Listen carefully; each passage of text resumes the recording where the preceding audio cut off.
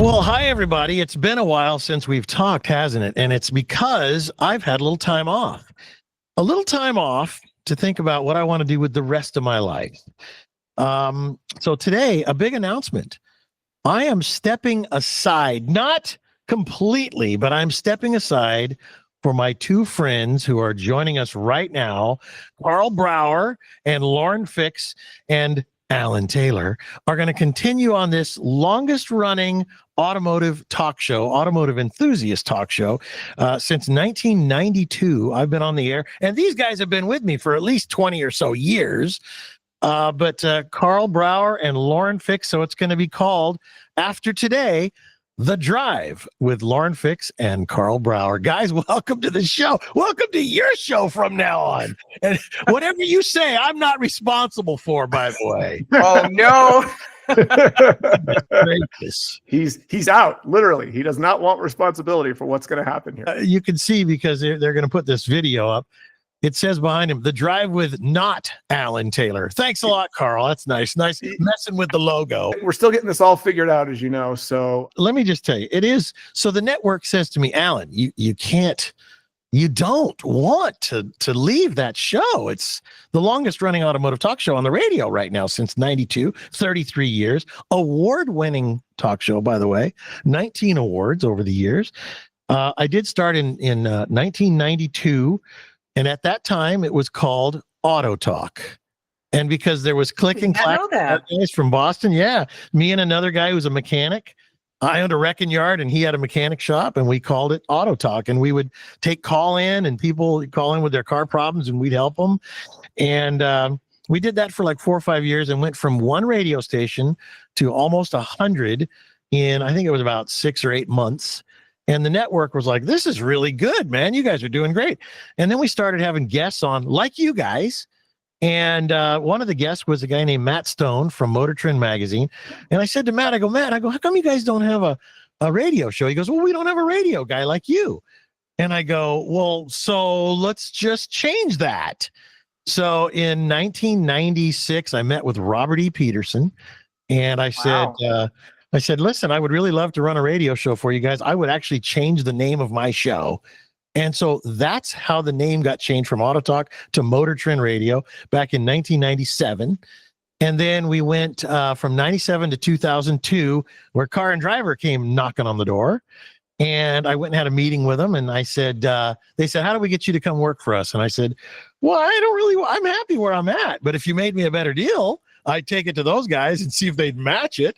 And of course, they didn't want to match it. That's okay. So I became Car and Driver Radio for a decade. And then from 2002 to 2012, it was Car and Driver. And then Motor Trend came knocking on the door and said, we want you to come back. And I'm like, I don't want to go backwards. And one thing led to another, and I made another deal. So I was Car and Driver. Then I was Motor Trend again. And then I think I got a wild hair up my rear end, and I said, I don't know that I need to have a magazine connection, because I was having to, kind of live under their rule. And me, I'm a wild and crazy guy. So I went and I decided to change the name to The Drive. And that's what it is now since 2012 or 13. And here we are. And then, so now I'm 65, you guys. And I started having grandkids and stuff like that. Well, my kids did anyway. And going fishing, tuna fishing and hunting and ranching. And I got cows and llamas and alpacas and horses. And all of a sudden I'm like, I just think it's time for Alan to retire. But thank God I have two friends, Lauren and Karl. And they came to me and they said, we'd love to continue on the legacy of this radio show. And you guys were part of it. So thank you for being such a great part of it, Karl and Lauren, both you guys. You're dear friends to me. I told you off air, you're like my family. And I thought, so I'm going to pass the baton to you, but I'm going to be a backseat driver. And that'll be my part of the show, is to be, let's talk to the backseat driver back here. And thank you for letting me stay a part of the show and just keep my little toe, the one with the little canoe shaped toenail, keep the little toe in the water. You are the voice of the show. People listen every week for decades because of you and your humor and the people you talk to. And you always have great stories. Even as a farmer, you always have great stories. You're telling me stuff at gas stations and people you meet. It's crazy. Yeah. And we can't have the show without you. Well, if you knew what I was doing earlier today, I can't talk about it on the radio, but yeah, life is interesting. It has nothing to do with cars so much anymore. It's tractors, cows, boats, and grandchildren. And it's fun. And then a little bit of car stuff. You guys will keep me in my car stuff. Now, granted, I do have probably 35 cars, 20 different types of heavy machinery and tractors. And I have 51 cows and 5 horses. And so it's enough. And so I don't go on the trips anymore. I don't go on all that. And that's up to you. These guys, by the way, are both probably way more capable of doing this radio show than me, because I go to them for the information. So I'm going to just say, take it away, Karl and Lauren. And I'm glad to be still just hanging on. I'll be hanging on kind of like a booger that you try and flick off and it just won't go. That's sorry, it's my body humor. Back seat. So Alan is backseat driver, backseat at the drive, the booger that won't we can't get rid of, whatever, he'll play with those roles. The gum on your shoe. Yeah. Yeah. All right. Well, good. Then we're going to come back after a short break, obviously, and just keep talking to Alan and talking about what we're going to do. All right. Welcome back to The Drive without Alan Taylor. As you noted, I made a little modification to his famous logo behind me here. But he's still here. Well, like we said, he's going to be the backseat part of the drive now, backseat drive. And we should note that this segment is brought to you by iccars.com. This is the place where I'm the executive analyst, have been there for 5 years, really enjoyed working with them. This is a company that is dubbed the ultimate internet car search engine. They have all the listings across the country for new and used cars, but they also have a lot of data and a lot of guidance that they provide to all of their shoppers and researchers due to all the things they're watching going on in the industry. We do studies about the cars that last the longest. We do studies about what's going on with price in different segments, which colors hold their best value and don't depreciate the most. There's a whole wide range that IC Cars covers. It's a great resource for you as a researcher or buyer for a new or used car. So anyways, let's talk about, speaking of new and used cars, we recently lost the incentive, Lauren, for both new and used electric vehicles. It just recently went away. Our tax dollars are no longer funding the sale of new and used EVs. That means they have to live and die on their own natural, organic consumer demand, which apparently, Lauren, you're a fan of that, and you are too, I think, Alan, and well, I am too. So I think this is a good evolution, because I think these vehicles have to have business cases that don't depend on government help. But what does this really mean for the electric car industry? And I'll cover it real quick, because we watched this at IC Cars for years, and we would look at each individual city and state that had different market share of electric vehicles. And we saw a very clear pattern over time when we started looking at it on a regular basis. You could grow market share in new EVs up to about 7%. And then when it hit 7%, whether it was California or Portland or Los Angeles or somewhere that was going past 7%, it stopped growing rapidly and started to very slowly, if at all, rise. And I was like, what happens when we hit 7% nationally? Guess what we hit in 2024? 7% nationally. Guess what happened to the growth in new EV sales in 2024? It stopped growing. So I was telling another writer in this industry, actually a great guy, I can probably share his name, I don't think he'd mind, Lawrence Iliff over at Automotive News, great guy. And I told him this 2 or 3 years ago, and he was like, I don't know, man, I think you're wrong. And I said, he kind of thinks I'm a sage now, because I told him 3 years ago what was going to happen, and it happened and all. And again, I don't claim any brilliant knowledge. I just had data. People talk about big data. Well, this is how, if you know how to read data, big data means nothing unless you know what to do with it. But if you know how to read big data, you can see into the future sometimes. And I saw this coming 3 years ago. Remember, this is pre-Trump, pre-administration switch, pre-end of incentive. It's hard to grow more than 7% new car market share. And now the EV incentive gone. And I think the market share, after it whipsaws to almost nothing, because it pulled forward a bunch of sales by people buying cars while they still had the incentive through the end of September. Now that it's gone, I think we're going to see 1 to 3% share for the rest of 25, and we're going to settle in 26 around 3 to 4% at the most. That's my thinking. Lauren, what do you think? Well, first off, anytime you incentivize anything for someone to buy, it's like a coupon. Do you use it or do you not? First off, you have to be eligible. And there were a lot of people that weren't eligible. And those that were eligible, especially initially, were people that made a lot of money. I got, 5, 6 cars. I need to go to the country club and show off to my friends that I have the newest Hummer, the hottest Tesla, the coolest Cadillac, the neatest Mercedes. And that was great for a while. And those that own them typically did not go back to them. We know that from the data. But we also know that the people who was really designed for, which the average person, couldn't afford it because insurance is more expensive. They needed a place to charge. They didn't have a home, or they were in a rental property where there was no way you could charge. Then there was public charging, which was never good. And during the holidays, I love to post pictures during the holidays when it's like Thanksgiving and everybody's lined up and there's a 2-hour wait at the Tesla charge. Oh my God. And I just laugh. I'm like, you made the choice. Yeah. And of course, Elon Musk was the smartest one. First to market, had the incentive, got people on board, got people interested in it. So he's got to take credit for that, whether you like him or not. He was the one who made it happen. He was the one who knew how to take advantage of the government tax credit. But now, as we look at the bigger picture, what's left was at the end, a $7,500 tax credit if you bought the car. You want to lease those electric cars. You do not. It's like having an old phone. Like, Yeah, lease, do not buy. Yeah. Don't ever buy an electric car. You're stuck with it. And I have a lot of friends that did. They thought it was a smart thing. And I'm like, have fun. And by the way, when you put an electric charger in your house, you better tell your insurance company because your insurance won't cover it if you have a fire. Yeah. Oh, see, now I didn't know that, but I remember with Karl. I mean, here's a guy who drives a Ford GT40. He's got a demon. And he calls me one day and he says, guess what I just bought, Alan? I'm like, what? He goes, a Fiat 500e. And I'm like, I laughed too.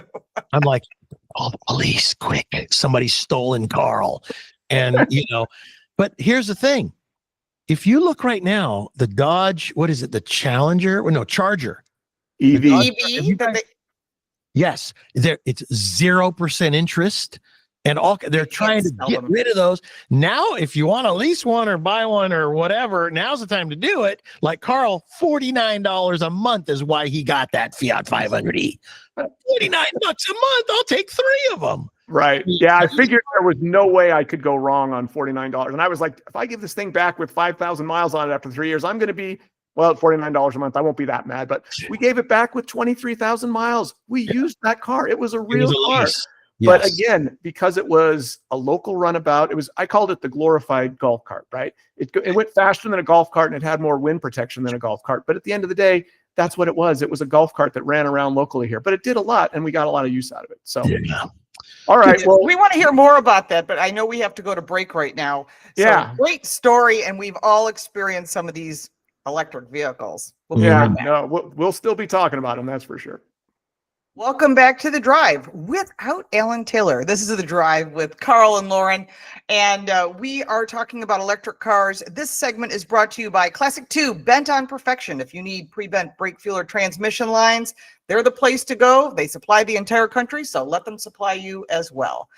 Okay, we were talking about electric vehicles, but they're not going away. There's still electric vehicles out there. And they just came out with the new, of all things, Nissan Leaf, but then as soon as they announced it and they brought journalists out, of which I did not go, they cut production in half. So Karl, you went. Yeah, it just feels so weird, Lauren. It feels so weird. They're having this event for the Leaf within like weeks of the incentive going away. They're working really hard to price it aggressively as a result. So the base model starts at $29,990. Not that there's a psychological effort to try to make the thing seem as cheap as possible, or as inexpensive. Sorry, not cheap, as inexpensive as possible. Yes.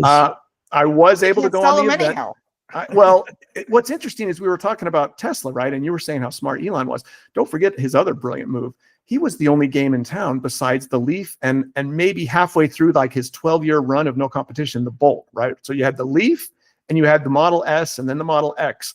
and then the Model 3, and somewhere in the middle of all that, the Bolt came out. So you had these two small hatchbacky economy-looking EVs, and then you had premium fast EVs as Teslas, and no other game in town. So this helped him tremendously. That, by the way, situation, as we all know, will never exist again. So every new EV company, Rivian and Lucid, and this slate thing that Bezos is trying to do, all of them want to be the next Tesla. And it's like, okay, you need to create a reality that Tesla got and you'll never be able to recreate. So I just want you to be aware of that up front.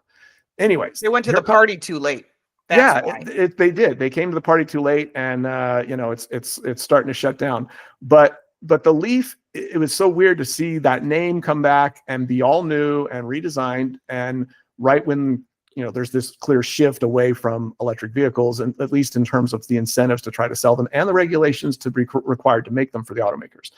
But it's out, it's new, it has an all new look. It's the first really redesign. They call it the third generation, but all of us in the industry know there was kind of this sort of redesign halfway through where they changed the exterior, but I think its range went from like a little over 100 miles to like 150 miles.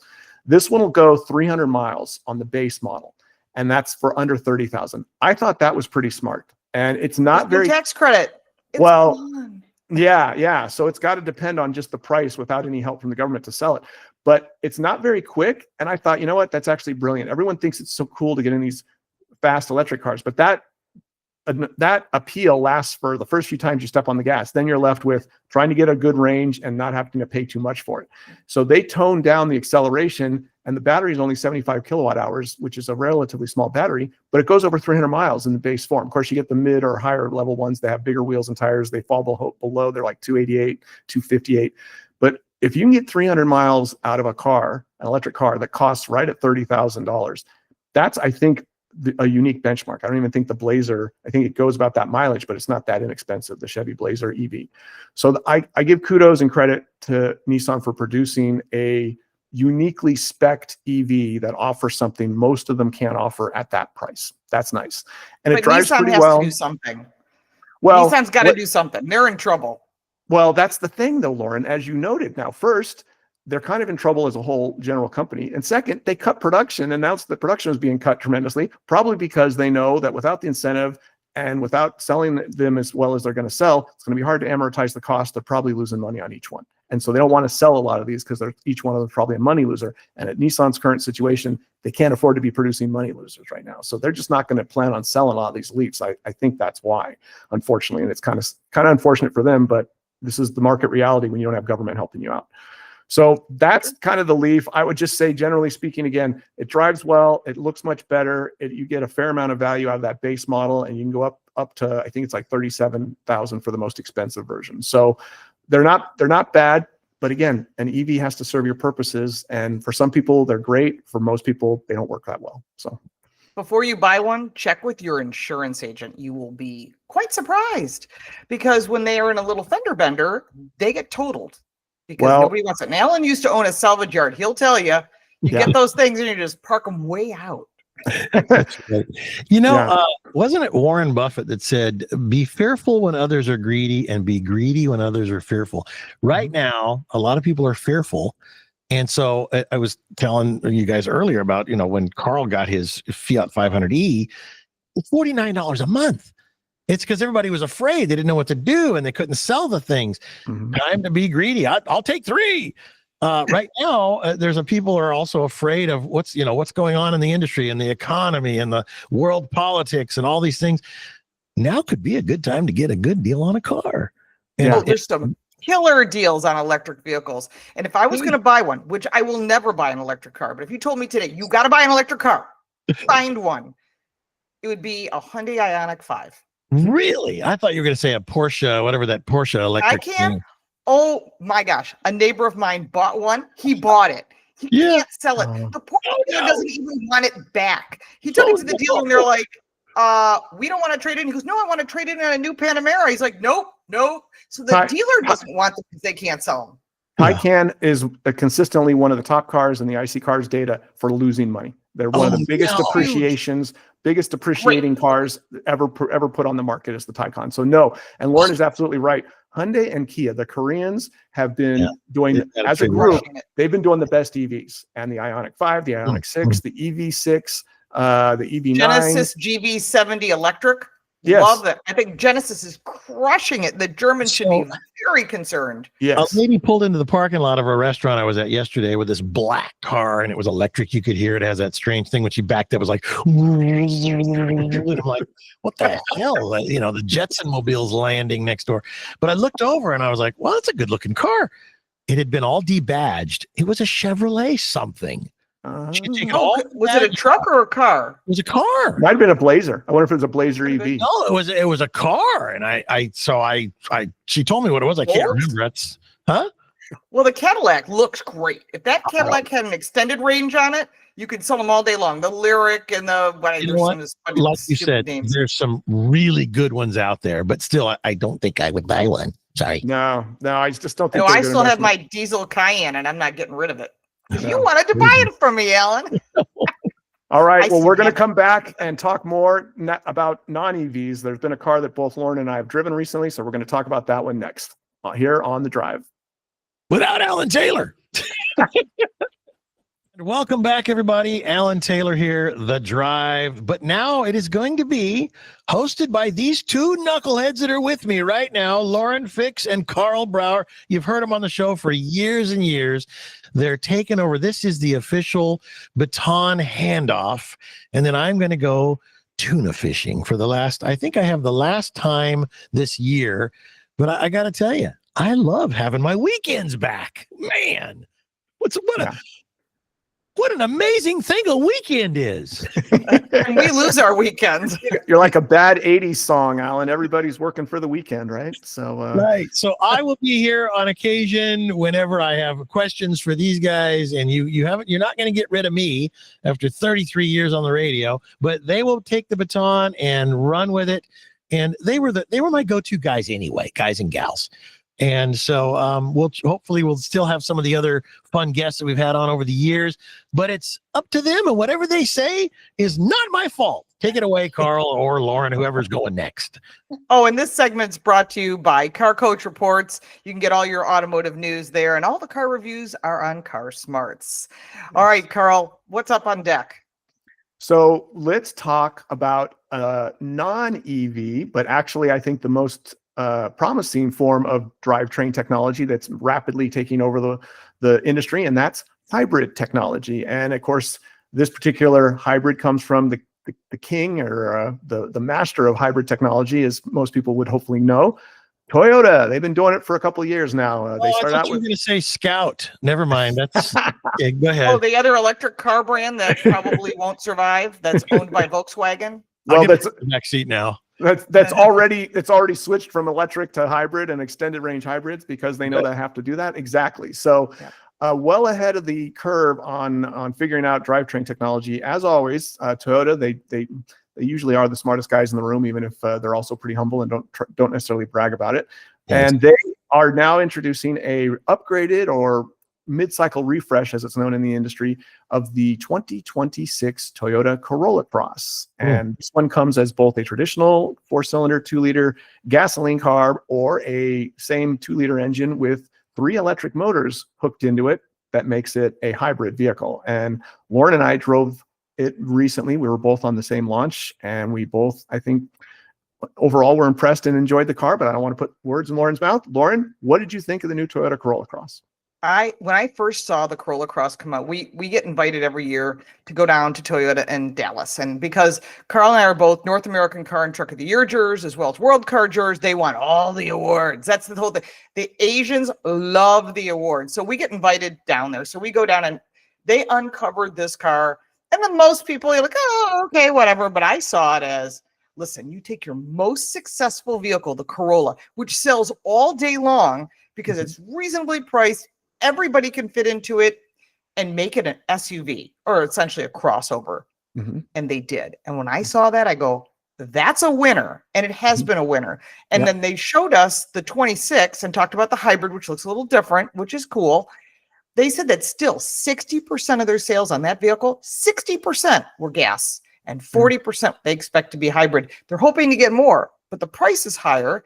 And you look at the fuel economy, you know, you're going, okay, I can get like 42 miles to the gallon with a hybrid. that works, but it's 2 drivetrains. Keep that in mind for if you're going to own it versus lease it. Versus the gas, you're getting 38 miles to the gallon. I'm thinking, I think I'm going to buy the gas. Are you sure it's 38, Lauren? I think it's like 31 or 32. Well, I can check my notes, but still. Check your notes. I just did, I did a whole story and video on it for Forbes and all that. And I know the numbers pretty well. They were drilled in my head because I had to go through it so many times for both formats.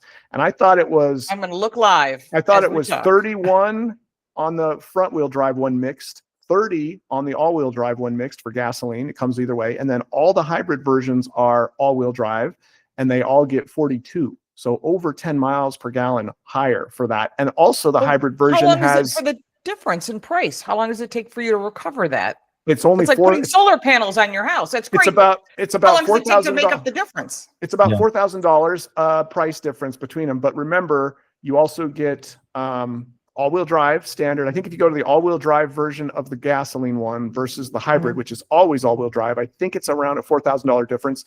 And I had a commenter on my YouTube video, perfect question, Lauren, say, well, that's going to take like 5 years to make back. And a lot of people don't keep their cars for 5 years. And my response was to him that I already put, if you look at the comments, and I put, well, first of all, even if it takes 5 years, if you're buying a Toyota, you should keep it longer than 5 years. You should keep it like 20 years, because as someone who looks at longest lasting date all the time, that's how long these cars last. So you do best when you buy a new car by driving the wheels off it, not switching every 3 years. I've got to make a comment, because when you talk about Toyota Corolla, I think everybody's probably owned one at some time in their life. My son, who's 26 years old, he's a contractor in Coeur d'Alene, Idaho. He's doing really well for himself. He's got a Dodge diesel 4-wheel drive truck. He's got, 2 Toyota extra cabs, and he just sold a convertible or something. And he says to me, he goes, you know what, Dad? He goes, I got to tell you. He goes, I miss my Corolla. So he had a Corolla, and he drove it all over the place. And I go, I don't think I've ever heard anybody say those words. I miss my Corolla. And he had that's like saying you missed your Prius. I think maybe, except for Adam Carolla's wife, hopefully. I don't know who else would make that comment. Yeah, right. Yeah. So anyway, all right. Did we settle the miles per gallon thing? Yeah. I do have the official numbers: 32 on the gas, 42 on the hybrid, both backed by a CVT transmission, which I am not a fan of, although I did like the gas for driving around. As far as responsible long-term ownership, makes sense to own gas, because when one of the 2 propulsions goes away, that's when you get the bill from your mechanic and you go, oh, I should have bought the gas. Yeah, I mean, but it's a Toyota. So I personally, would. This is interesting. So Lauren's going to recommend the gas. I'm all over the hybrid. To me, you get the standard all-wheel drive. You get considerably better fuel efficiency, and most importantly, in my mind, you get a much quicker 0 to 60. I looked up the numbers. That Corolla Cross in gas form, 0 to 60, 9.2 seconds. That's a slow car by even by economy car standards in 2025. The hybrid version, 7.3 seconds, almost 2 seconds quicker to 60. We're talking about 0 to 60. You know what? We need to downshift into gear and take a break, and we'll be right back. All right. Welcome back to The Drive without Alan Taylor, because instead it's going to be Lauren and Karl. But we still got Alan on for at least part of this segment, and he will be making regular reappearances on the show because, well, his life's too interesting. We're not going to let him sail off into the sunset without bugging him on a regular basis. Yeah, when I'm not constipated, I'll be regular.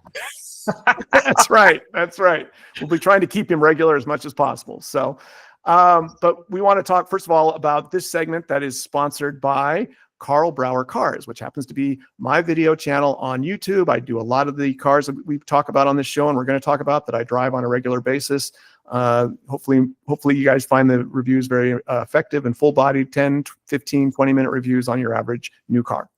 So speaking of that, the fact that we drive cars all the time, Lauren, and we do a lot of the other stuff, let's talk about some of the things that we're going to be doing on the show. Let's give all the listeners a sense of what they're going to hear from us going forward.